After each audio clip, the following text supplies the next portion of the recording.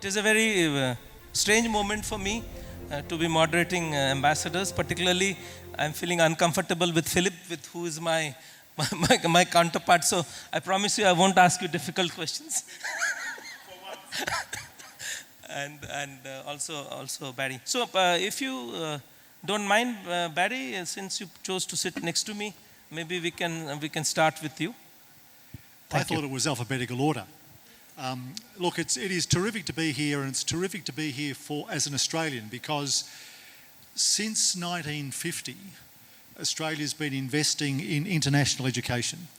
In 1950, a government invented a program called the Colombo Program, which offered scholarships to people across Asia to come to Australia to study. Happily, in response to Joint Secretary's concerns, the model has changed somewhat these days, that in 2014, the plan was turned into the new Colombo plan, which sees students going in both directions. And I'm happy to say in this audience that the greatest number of students leaving Australia to go overseas through the new Colombo plan, which has sent 60,000 people to 40 destinations, is India. India is the most preferred destination. The second thing, of course, is that Australia now has the most competitive post-study work rights attached to any education visa in the world. And otherwise I could not go around India promoting Australian education, because no ambassador wants to say to any country, we want your best and brightest and we want to keep them. What we're doing is educating Indians in Australia and sending them home job ready, having not only done the academic education, but also had the opportunity to work in their careers in Australia before they come back to India. And thirdly, I want to say that the national education policy is remarkable. I'm a former politician. I know that what governments announce at times never matches reality. And yet what I saw with the announcement on the national education policy 2 years ago, what I saw with the announcement of the regulations a year ago, what I'm seeing on the ground today is an enormous alignment which has proven to be far more attractive to universities in Australia than I predicted. I was worried about the impact of COVID on our universities' finances, and I'm happy to say that we, through Deakin University, will open up the first foreign campus at Gift City in Gujarat. That will be followed shortly thereafter by the University of Wollongong. We have universities, we have 450 relationships across India with universities, but just to pick up the Joint Secretary's comments, we have universities looking to deliver courses through Indian universities here on the ground in India, which does two things. It not only provides a cheaper education for those Indian students who want to learn through Australian institutions, but also it assists with what your Education Minister has made the point of lifting the standard of other universities across India. It's not just about the top tier, it's about all the tiers. And finally, Minister Pradhan and our Minister for Education, Jason Clare, during his visit in February, announced a mechanism of recognition of qualifications. That means that Indian students who've studied in Australia will know their qualifications are recognised here, and equally studying here they'll be recognised in Australia. They're important because no longer is education a one-way process. Education is about enriching both countries. It is certainly the most powerful weapon in soft diplomacy of any foreign affairs department, and we're happy with the progress we're making with India.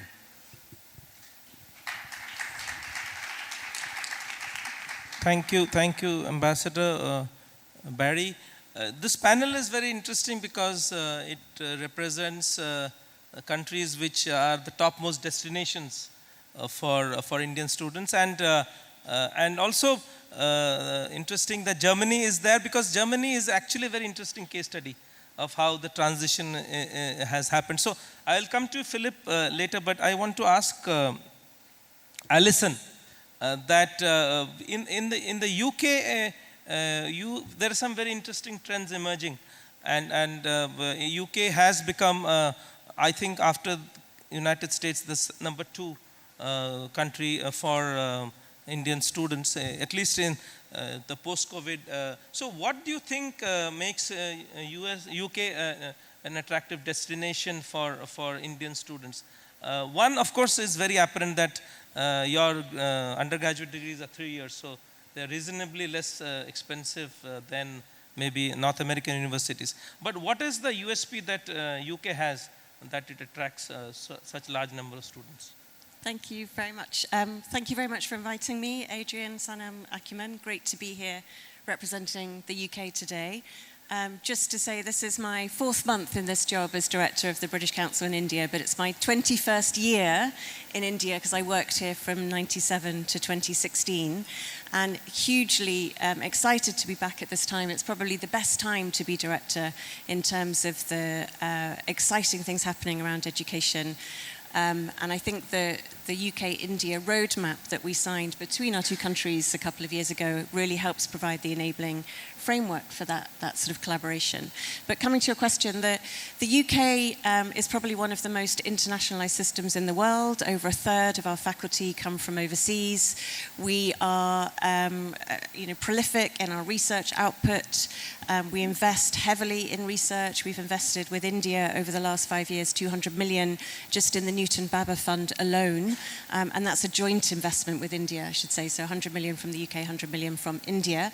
We have invested in significant numbers of research collaborations and catalyst grants to support flourishing T&E programs, over 70 T&E grants in the last couple of years.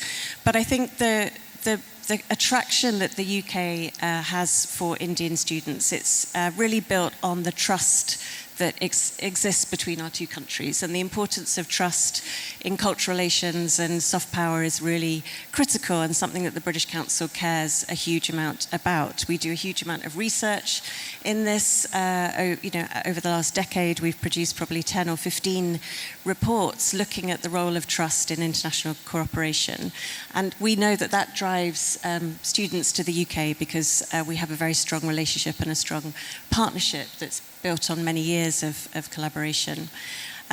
We think that trust also supports international cooperation and helps our students work together to create the global goods that we've heard this morning that are so important for tackling the global challenges that we face now in the world. Research that we did with LSE recently also showed that students who have had an international experience are more likely to sacrifice some of the luxuries that they might have in their lives in order to support issues like climate change, for example. So international experience also supports more broad cooperation and support for global challenges. We hope to see the numbers of international students grow, but we see that happening much more now through T&E programs, be that joint dual degree programs, or through following close on your heels, Barry, with joint campuses, we hope, in India, international branch campuses in India, so that students can get a UK experience without having to leave the country in the future, which is obviously a key part of the NEP goals. Thank you. And in the last year or so, we worked together with the UK government on recognizing the 1-year master's program. I think that was a very positive step. Before I go ahead, I was asked to do a small task, which is, could we have people who are from UK here, please stand up and get recognized so that we get an idea of who are from which part of the world. Good representation. Thank you. From the USA? Okay. From Australia?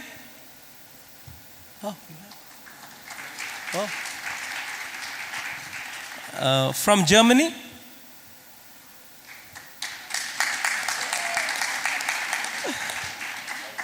Okay. Canada?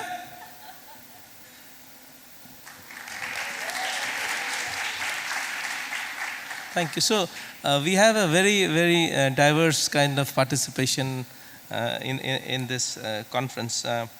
I want to now go to Gloria, and I don't want to ask you the obvious question, which I'll come to later, but which is of course about visas. But I want to ask you, what is preventing an American university to open up in India. We know various models that are in existence. We know Harvard Business School runs an executive program. We know other universities running short programs. But when can we see American university taking students? And Ashoka is not a good example because it was pioneered by the Indian diaspora. But what is your vision on that? Well, first of all, thank you very much for this opportunity to speak. It's just, for me, a real pleasure. Education is a passion for me personally, and at the U.S. Embassy, we spend so much time every day on this issue, on growing the relationship. I don't have to tell you how vibrant that relationship already is. I know there are over 200,000 Indian students studying in the United States annually. Last year alone, we issued a record of 82,000 visas for students. They were prioritized. We will continue to prioritize. I think there is an absolute recognition that that two-way exchange, not just Indian students going to the United States, but also educational institutions and a presence here in India is valuable for both sides, without a doubt. And I wouldn't look at it so much in terms of obstacles to U.S. universities coming to India. There is tremendous interest. Clearly, those ties are well established already. The NEP, I think, has gone a long way in terms of sort of articulating what some of those parameters will be. And so I think it's all about clarity and what that will look like in terms of reality on the ground for those institutions to be able to operate here. And then you had touched on it in some of the earlier conversation as well about just that internationalization atmosphere. American students, American scholars, institutions have a lot of choice in the world. Right now, I think we're at such a pivotal moment. There is tremendous, unprecedented interest in India. Certainly, I think a recognition of India's growing place in the world, leadership, opportunity, and just a fundamental interest in the culture here and the opportunities. So I think you have a ready ground here to encourage that interest. And as we say, though, the devil's in the details sometimes, and it's all about what are those specifics going to look like to make it a business proposition in a way that will work for American institutions. But I'd like to step back just a little bit and take one more minute and just talk about that enduring exchange environment that already exists between the United States and India. This flow of educational exchange, of scholarship, has existed for years. At a government level, of course, we have our flagship program, and maybe Adam Grotsky had mentioned that earlier, but the Fulbright Nehru, run by the U.S. India Educational Foundation, has sent over 20,000 students both ways over the course of these last years since its inception. That's just at the government-to-government level. But I would also note that there is a huge amount of private effort. In the United States, our system is not centralized, and so there are universities, there are community colleges, there is activity at every level that is vibrant, that's active. It's at the personal level, it's at the institutional level. And so I would encourage India, I would encourage any institution that is looking at expanding those opportunities, and we want those opportunities to expand, we want those numbers to grow, we're ready to support it, is look at the whole variety. It's not just about bricks and mortar, though there may be some institutions that want to do that and want to take the risk, but that's a huge proposition and a huge investment. But there are, exchange abroad programs, there are shared degree programs, there are study abroad programs of limited duration. So there are, a huge range of versions that can be explored. And so just not locking ourselves into one vision of what might work, I think you'll have very, very fertile ground there to explore. I'll stop there. Thank you. Now I turn towards Ambassador of Germany, Dr. Philipp Ackermann. And Philipp has seen the India relationship from close because in the late, I think in the 2009 to 2011 or so, more or less, he was a counselor in in the German embassy in Delhi, and then now he's back as ambassador. So he's been following the India story very closely. And he tells me that when he was last year in India, there were less than a few thousand Indian students going to Germany. And he will tell us now the numbers and how the story has dramatically changed and shifted. Could you, Philip, tell us why this has happened and what is so special about Germany, and how are Indian students being attracted towards Germany? Thanks. Thank you, Sandeep. First of all, I must say I'm very happy to sit here with you. It's a non-controversial issue for once, which is very good. And I think this is a wonderful story you were referring to, and I listened to your speech and you made a couple of allusions which I think were very appropriate. So basically, I'm the new kid on the block, as you might consider it, and we are, as you see, the only non-Anglophone country sitting on this panel. And new kid on the block because this number you were referring to exploded over the last couple of years. We have now 35,000 Indian students in Germany, and what is more is that the German embassy has 25,000 new applications for the next 2 semesters on its table. So there is a huge interest in Indian youth to come to Germany. We don't do recruitment. There is no publicity done by German universities. That's mostly due to the fact that German universities are all state-run and owned. So it's not a business interest they have. They are state-run universities, and that also is one of the reasons why this interest becomes so big, because education is for free. So you don't pay any fees for state-run universities in Germany, and you get a top-notch training in technical matters, but also others, for free. You have to cover your cost of living, but when you go to state universities, you don't pay any student fees. And what is more, there is master courses at German universities are offered in English. So we have about 72% of all our applications are for master student courses, and many of them are taught in English, and that is a huge plus for Indian students, because learning German is an effort. It takes an effort, and they don't need to do that.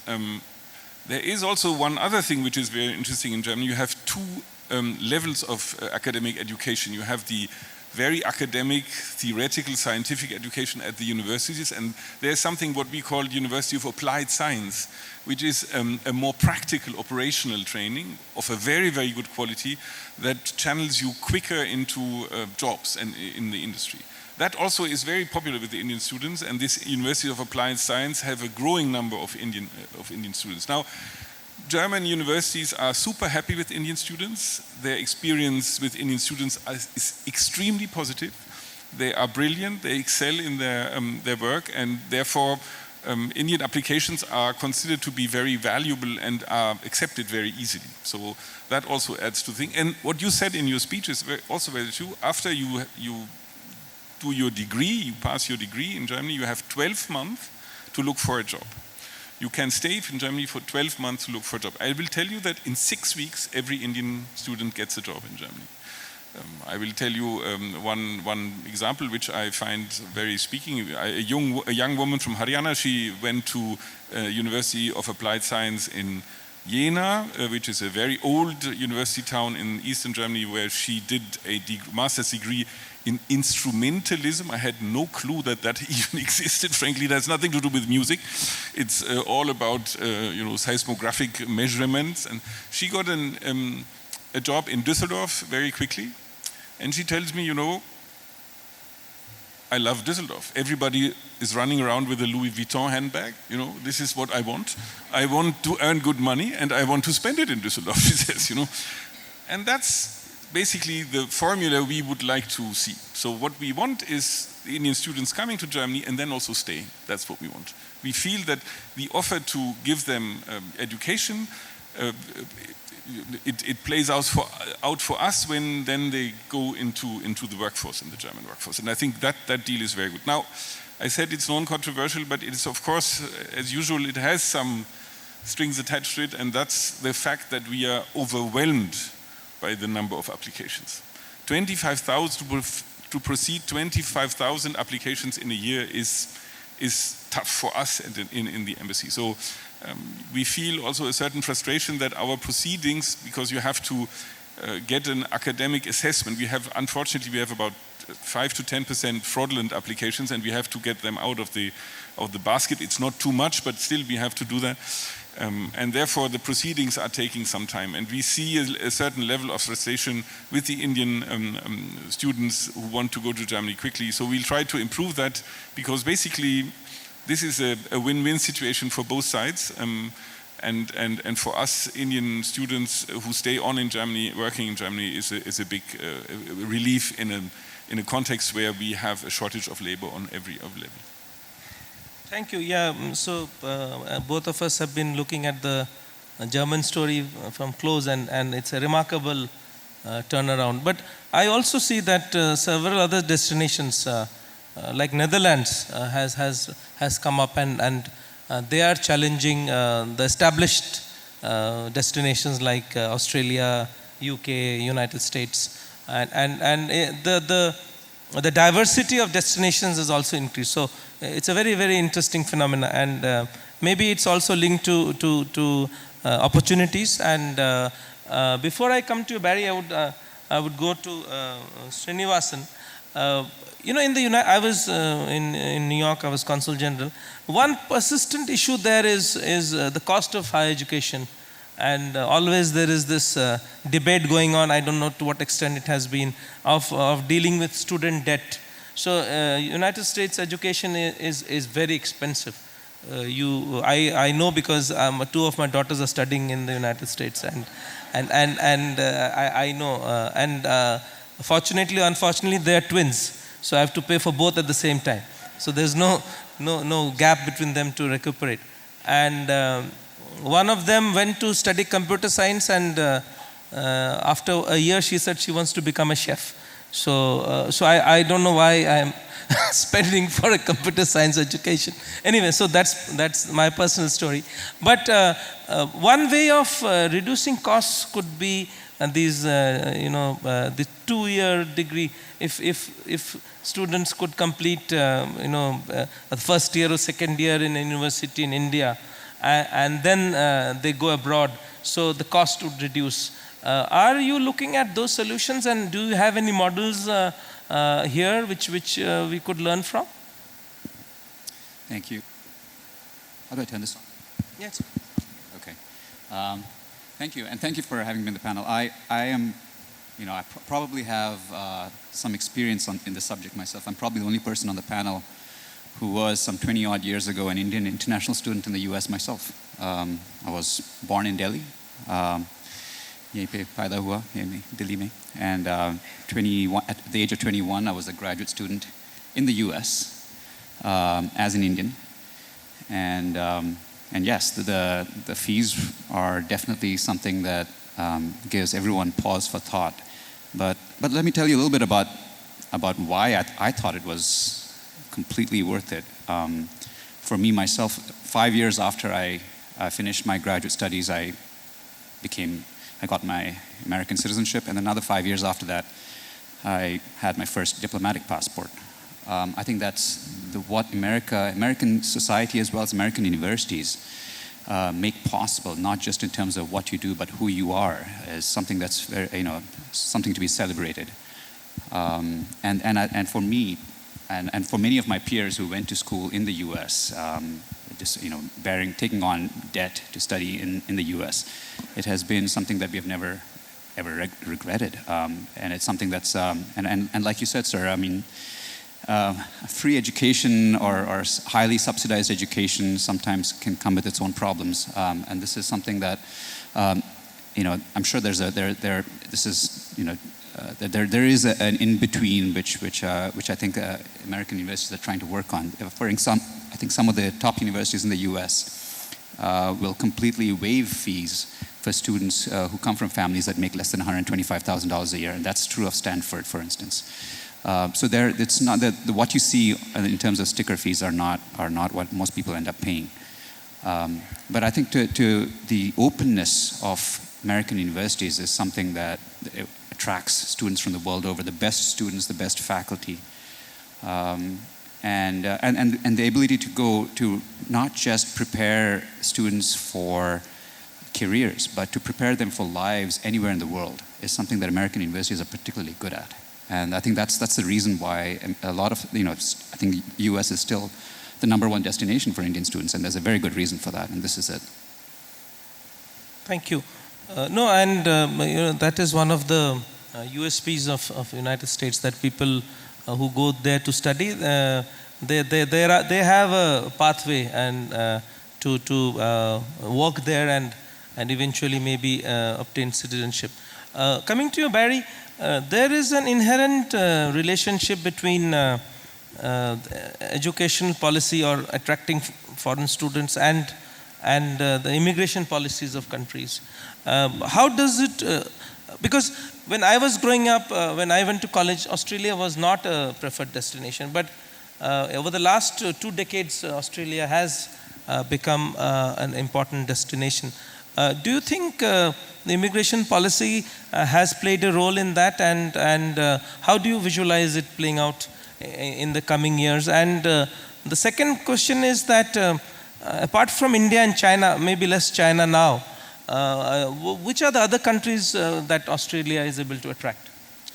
So I think you're right that immigration policy, or at least people wanting to come to live in Australia, have had a big impact upon our education system. We have students in Australia, 600,000 students in Australia from 190 different countries. And that 600,000 may not seem a lot for you, but remember that we're the smallest nation sitting on this panel.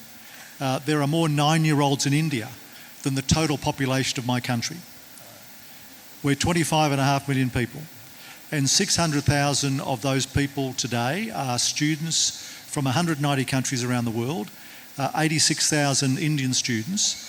And we are home to people from 300 different ancestries. And the fastest growing diaspora in Australia is Indian.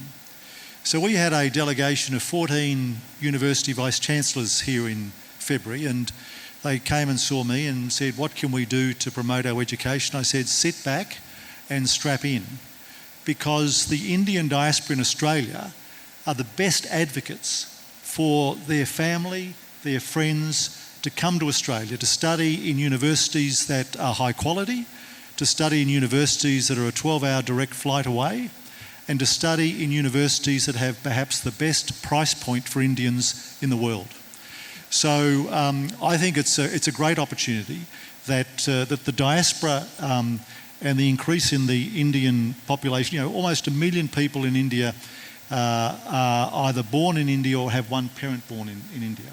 I say again, that's in a country of 25 million people, and it's having a big impact upon a whole range of issues, and we're determined to keep that going within the comprehensive strategic partnership. To be boring about foreign affairs for a moment, except for Joint Secretary and myself, that was signed in the midst of COVID in 2020. A key part of that was around the diaspora, was around education, which is the central pillar of the Australia-India relationship. Lots of elements to the Australian-India relationship, from defence all the way through to agriculture. But the thing that has been consistent over the past 20, 25 years has been education.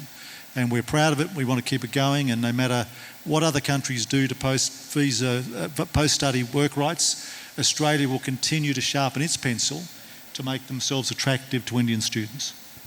Absolutely. There's a very umbilical relationship between education and the diaspora, and no better example than the UK, where the Prime Minister is a member of the Indian diaspora. On that note, I want to thank all the panelists for joining this very, very interesting panel, and which I think holds promise that Indian education will get more internationalized, and we will see more foreign campuses in India. Thank you.